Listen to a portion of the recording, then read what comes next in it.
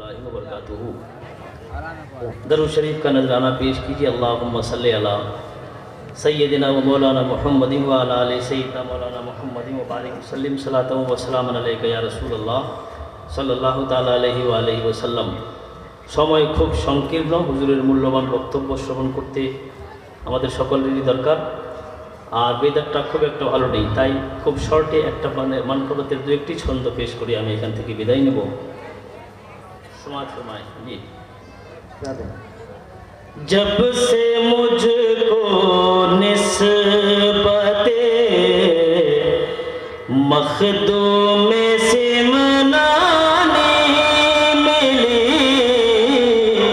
जब से मुझको निस्बते मखदूम से मनाने मिली, जब से मुझको निस्बते मखदूम से मनाने मिली, मुश्किलें जितनी भी आई उनमें आसानी मिली, मुश्किलें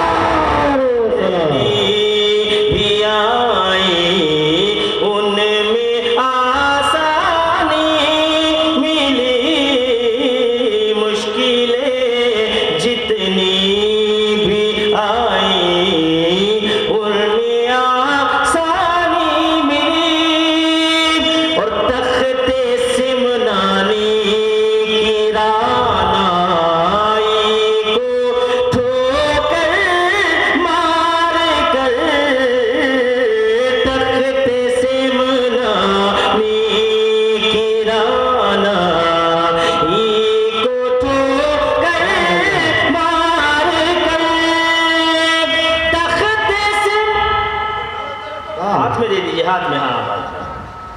तख्ते सिमनानी की रानाई